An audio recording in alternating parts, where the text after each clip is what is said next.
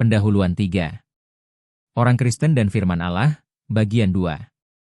Alkitab adalah Firman Allah. Fakta bahwa Alkitab adalah Firman Allah dan bahwa kita dapat mengaksesnya adalah salah satu berkat terbesar yang telah Allah berikan kepada semua orang Kristen. Alkitab memuat sejarah, etika, filsafat, ilmu kedokteran, dan sains. Namun, Alkitab tidak ditulis dengan tujuan untuk mengajarkan bidang-bidang pengetahuan tersebut. Jika seseorang mencari pengetahuan tentang sejarah, etika, filsafat, kedokteran, atau sains, ada banyak buku lain yang sangat baik untuk itu. Kita tidak boleh mencari hiburan atau manfaat praktis dari Alkitab. Alkitab adalah kisah tentang kasih Allah. Lalu, apa yang Allah kehendaki bagi umatnya melalui firman-Nya, yaitu Alkitab? Pertama, untuk mengenal Allah. Alkitab berkata, "Marilah kita mengenal dan berusaha sungguh-sungguh mengenal Tuhan. Ia pasti muncul seperti fajar, ia akan datang kepada kita seperti hujan pada akhir musim yang mengairi bumi." Alkitab berkata, "Sebab aku menyukai kasih setia dan bukan korban sembelihan, dan menyukai pengenalan akan Allah lebih daripada korban-korban bakaran." Kedua, untuk mengasihi Allah. Alkitab berkata, "Dengarlah, hai orang Israel, Tuhan itu Allah kita, Tuhan itu Esa. Kasihilah Tuhan Allahmu, dengan segenap hatimu dan dengan segenap jiwamu dan dengan segenap kekuatanmu."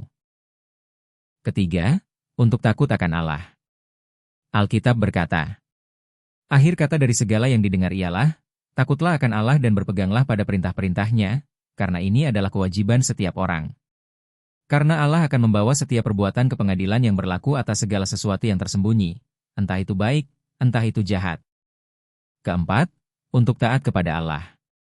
Alkitab berkata, "Tetapi jawab Samuel, apakah Tuhan itu berkenan kepada korban bakaran dan korban sembelihan, sama seperti kepada mendengarkan suara Tuhan? Sesungguhnya, mendengarkan lebih baik daripada korban sembelihan, memperhatikan lebih baik daripada lemak domba-domba jantan. Sebab pendurhakaan adalah sama seperti dosa bertenung, dan kedegilan adalah sama seperti menyembah berhala dan terafim. Karena engkau telah menolak firman Tuhan, maka ia telah menolak engkau sebagai raja." Kelima, untuk hidup kudus. Alkitab berkata, Tuhan berfirman kepada Musa, "Berbicaralah kepada segenap jemaah Israel dan katakan kepada mereka, Kuduslah kamu, sebab aku, Tuhan Allahmu kudus." Keenam, untuk mengingat Allah. Alkitab berkata, "Ingatlah akan penciptamu pada masa mudamu, sebelum tiba hari-hari yang malang dan mendekat tahun-tahun yang kau katakan, tak ada kesenangan bagiku di dalamnya, sebelum matahari dan terang, bulan dan bintang-bintang menjadi gelap, dan awan-awan datang kembali sesudah hujan." Alkitab berkata, "Ingatlah hal-hal yang dahulu dari sejak purbakala, bahwa akulah Allah dan tidak ada yang lain, akulah Allah dan tidak ada yang seperti aku." Ketujuh, untuk hidup berjalan dengan Allah. Alkitab berkata, "Dengan apakah aku akan pergi menghadap Tuhan dan tunduk menyembah kepada Allah yang di tempat tinggi? Akan pergikah aku menghadap Dia dengan korban bakaran, dengan anak lembu berumur setahun? Berkenankah Tuhan kepada ribuan domba jantan, kepada puluhan ribu curahan minyak? Akan kupersembahkankah anak sulungku karena pelanggaranku dan buah kandunganku karena dosaku sendiri? Hai manusia, telah diberitahukan kepadamu apa yang baik. Dan apakah yang dituntut Tuhan daripadamu, selain berlaku adil, mencintai kesetiaan, dan hidup dengan rendah hati di hadapan Allahmu? Memiliki hati yang remuk dan rendah hati." Alkitab berkata, "Korban sembelihan kepada Allah ialah jiwa yang hancur, hati yang patah dan remuk tidak akan kau pandang hina, ya Allah." Bertobat dan kembali kepada Allah. Alkitab berkata, "Tetapi sekarang juga, demikianlah firman Tuhan, berbaliklah kepadaku dengan segenap hatimu, dengan berpuasa, dengan menangis, dan dengan mengaduh. Koyakanlah hatimu dan jangan pakaianmu, berbaliklah kepada Tuhan Allahmu." Ketika kita berpegang pada firman Allah seakan-akan itu adalah hidup kita sendiri dan bergumul dengannya, firman Allah itu tertulis di dalam hati kita dan mulai bekerja dalam hidup kita. Firman menolong kita mengalahkan dosa. Alkitab berkata, "Dengan apakah seorang muda mempertahankan kelakuannya bersih? Dengan menjaganya sesuai dengan firman-Mu. Dengan segenap hatiku aku mencari Engkau, janganlah biarkan aku menyimpang dari perintah-perintah-Mu. Dalam hatiku aku menyimpan janji-Mu, supaya aku jangan berdosa terhadap Engkau." Firman memberikan hikmat yang menuntun kepada keselamatan. Alkitab berkata, "Sejak kecil engkau sudah mengenal kitab suci yang dapat memberi hikmat kepadamu dan menuntun kepada keselamatan oleh iman kepada Kristus Yesus.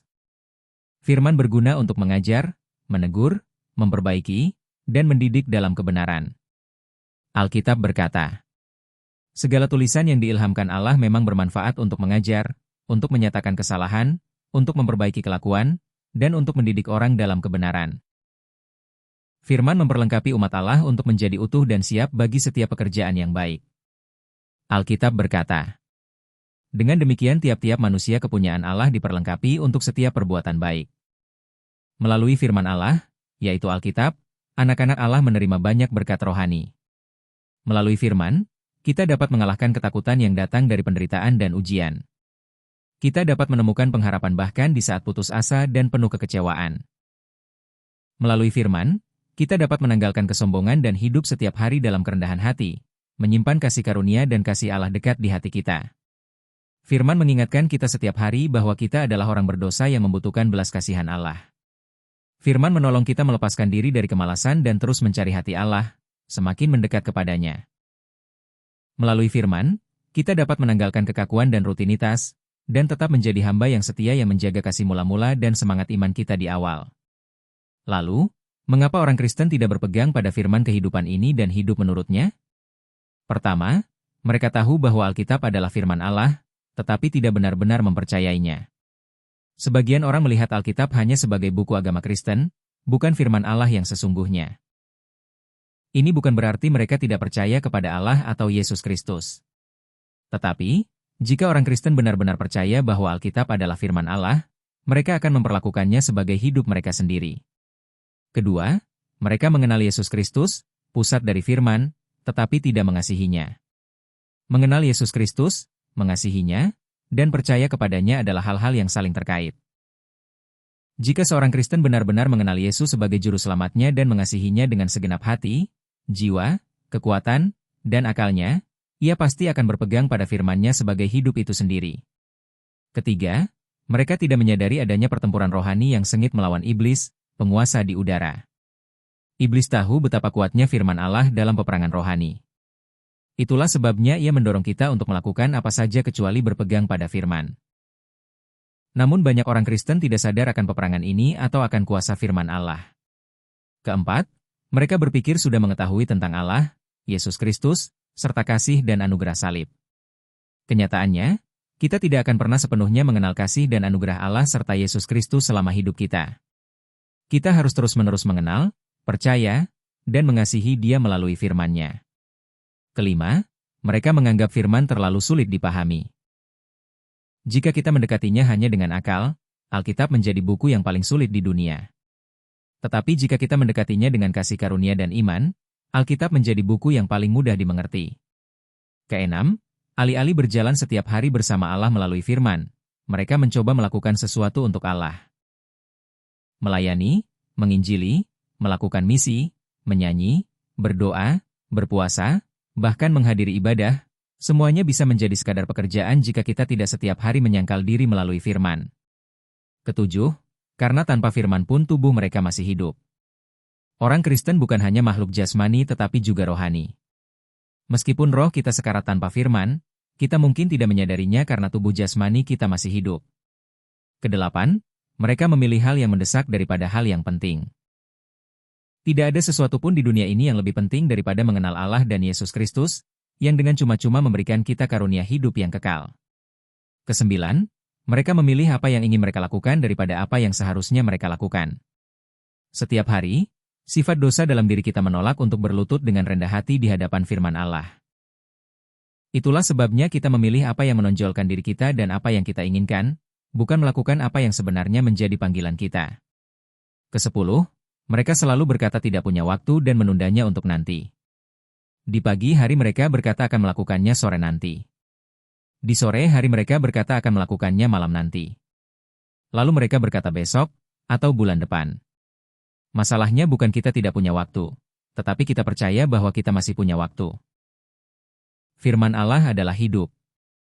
Jika seorang Kristen hidup tanpa firman, ia hidup dalam tubuh tetapi mati dalam roh.